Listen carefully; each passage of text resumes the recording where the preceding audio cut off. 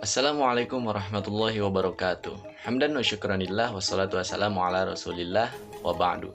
Segala puji bagi Allahu Rabbi, segala zat yang maha suci yang telah memberikan kepada kita nikmat yang begitu banyak sehingga kita bisa merasakan sehat walafiat pada bulan Ramadan yang penuh berkah ini. Salawat serta salam kita curahkan kepada baginda alam, yakni Habibana wa Nabiyana Maulana Muhammad Sallallahu Alaihi Wasallam, tak lupa kepada keluarganya, para sahabatnya, para tabiin, dan kita selaku umatnya mudah-mudahan mendapatkan syafaat kelak di yaumil qiyamah. Perkenalkan, nama saya Jijang Junaidi, saya dari kampus STI Dr. KHIZ Muttaqin, Prodi Pendidikan Agama Islam kelas 2D. Di sini saya akan menjelaskan tentang ulumul Quran dan juga nuzulul Quran, yang mana pembuatan video ini bertujuan untuk memenuhi tugas ujian tengah semester mata kuliah ulumul Quran di kampus Dr. KHIZ Muttaqin.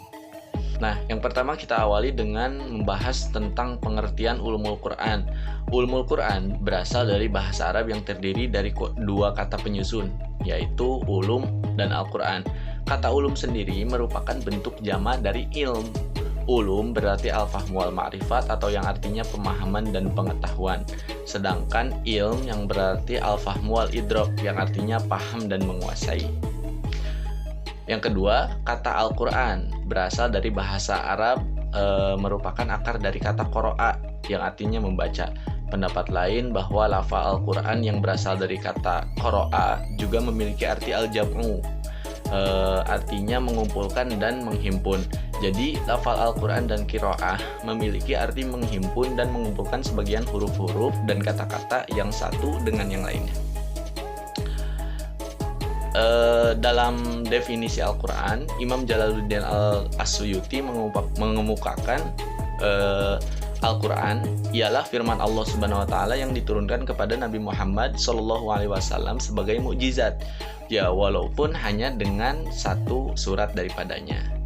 Daripada penjelasan yang tadi, dapat kita tarik benang merahnya bahwa ulumul Quran adalah ilmu atau pengetahuan yang mencakup pembahasan-pembahasan yang berkaitan dengan Al-Quran dari berbagai sisi, baik dari sisi informasi tentang asbabun nuzul, penulisan Al-Quran, kodifikasi, ayat-ayat yang diturunkan di Mekah yang disebut Makiyah, dan juga ayat-ayat yang diturunkan di Madinah yang disebut Madaniyah, dan hal-hal yang lainnya yang berkaitan dengan Al-Quran. Lalu setelah menjelaskan tentang pengertian ulumul Quran, di sini saya akan melanjutkan dengan menjelaskan ruang lingkup ulumul Quran. Ruang lingkup pembahasan ulumul Quran pada dasarnya luas dan sangat banyak karena segala aspek yang berhubungan dengan Al-Quran, baik berupa ilmu agama seperti tafsir, ijaz, qiraah, maupun ilmu-ilmu bahasa Arab seperti ilmu balaghah, ilmu i'rab Al-Quran adalah bagian dari ulumul Quran. Di samping itu, banyak lagi ilmu-ilmu yang tercantum di dalamnya. As-Suyuti dalam kitab Al-Itqan misalnya menguraikan sebanyak 80 cabang ulumul Quran. Dari tiap-tiap cabang terdapat beberapa macam cabang ilmu lagi. Bahkan menurut Abu Bakar Ibn Al-Arabi, sebagaimana dikutip As-Suyuti, ulumul Quran terdiri dari 77.450 cabang ilmu.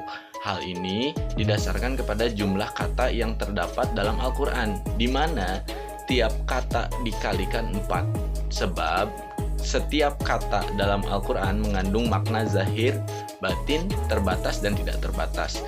Namun, menurut Hasbi As-Sidki, berbagai macam pembahasan ulumul Quran tersebut pada dasarnya dapat dikembalikan kepada beberapa pokok bahasan saja. Antara lain, 1. Nuzul. Aspek ini membahas tentang tempat dan waktu turunnya ayat atau surat Al-Quran, misalnya Makiyah, Madaniyah, Safariyah, Hadariyah, Nahariyah, Syitaiyah, Lailiyah, dan lain-lain.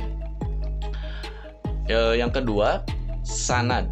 Aspek ini meliputi hal-hal yang membahas sanad yang mutawatir, syadz, ahad, bentuk-bentuk qiraat atau bacaan Nabi, para penghafal dan pengriwayat Al-Quran, serta cara tahammul atau penerima riwayat. Yang ketiga, al-qiraah. Aspek ini menyangkut kata cara membaca Al-Quran seperti waqaf, ibtida, mad, imalah, hamzah, takhfif, dan idgham. Yang keempat, itu ada aspek pembahasan yang berhubungan dengan lafal Al-Quran, yaitu tentang gharib, mu'rab, mustarak, majaz, muradif, isti'arah, dan tashbih. Yang kelima, yaitu pembahasan makna Al-Quran yang berhubungan dengan hukum. Misalnya ayat yang bermakna am dan tetap dalam keumumannya, am yang dimaksud khusus, am yang dikhususkan oleh sunnah, nas, zahir, mujmal, mushal, mafhum, mantug, matlaq, muqayyad, muhkam, mutasyabih, muskil, nasikh, mansukh, mugaddam, makmul pada waktu tertentu, dan makmul oleh seorang saja. Yang keenam, aspek pembahasan makna Al-Quran yang berhubungan dengan lafaz, yaitu fasl, wisl, wasl, itnab, ijaz, musawah, dan ghasr. Nah, dari penjelasan di atas dapat ditarik kesimpulan bahwa secara garis besar pokok pembahasan ulumul Quran terbagi menjadi dua aspek utama.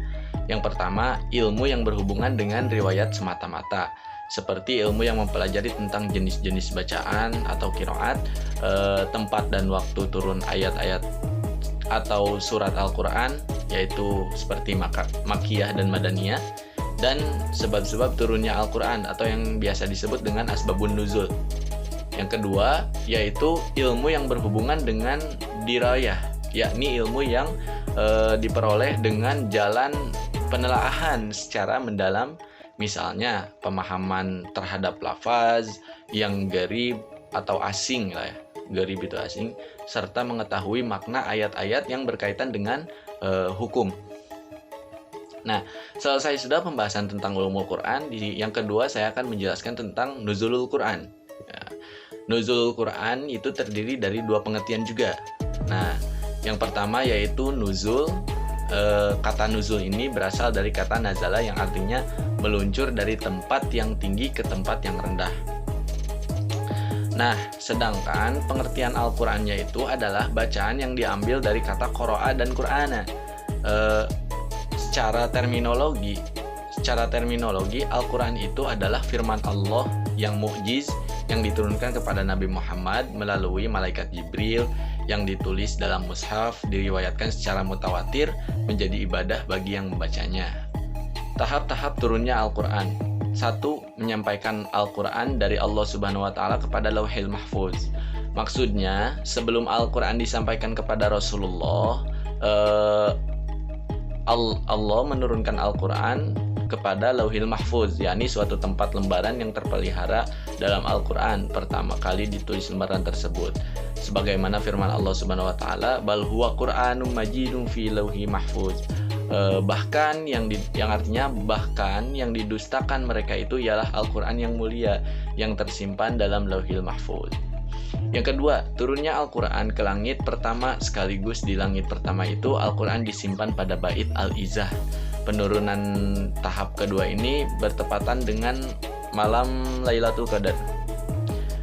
Yang ketiga, Al-Quran diturunkan dari bait Al-Izzah ke dalam hati Nabi Muhammad SAW dengan jalan berangsur-angsur sesuai dengan kebutuhan. Ada kalanya satu ayat, dua ayat, dan bahkan kadang satu surah, yaitu dalilnya surat Asy-Syu'ara ayat 193 dan 195. Untuk membenarkan tindakan Nabi Muhammad SAW, di samping itu banyak pula ayat atau surat yang diturunkan tanpa melalui latar belakang pertanyaan atau kejadian tertentu. Nah, selanjutnya saya juga akan menjelaskan cara-cara turunnya Al-Quran. Jadi turunnya Al-Quran itu diturunkan melalui malaikat Jibril, memasukkan wahyu ke dalam hati Nabi Muhammad SAW. Namun dalam hal ini Nabi Muhammad SAW tidak merasakan apapun, hanya merasakan bahwa wahyu itu sudah ada di dalam kolbu atau hatinya. Mengenai hal ini, Nabi mengatakan Ruhul Kudus mewahyukan ke dalam kalbuku, dan malaikat menampakkan dirinya namun menyamar sebagai seorang lelaki yang menyampaikan kata-kata kepada Nabi Muhammad SAW, sehingga Nabi Muhammad SAW itu dapat menghafal kata-kata itu. Dan wahyu datang kepada Nabi Muhammad SAW seperti gemerincingnya lonceng.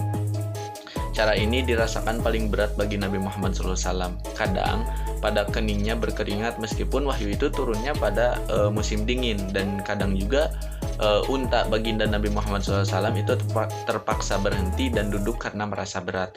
Hal ini dijelaskan dalam Quran Surat Asy-Syu'ara ayat 51 yang artinya, dan tidak mungkin bagi seorang manusia pun bahwa Allah Subhanahu wa Ta'ala berkata dengan dia kecuali dengan perantara wahyu, atau di belakang tabir, atau dengan mengutus seorang utusan seperti malaikat, lalu diwahyukan kepadanya dengan seizinnya apa yang dia kehendaki. Sesungguhnya dia maha tinggi lagi maha bijaksana. Jadi wahyu itu tidak akan diturunkan langsung kepada manusia, melainkan dengan melalui perantara malaikat sebagai utusan dari Allah Subhanahu wa Ta'ala. Teman-teman sekalian, mungkin cukup sekian pembahasan dari saya.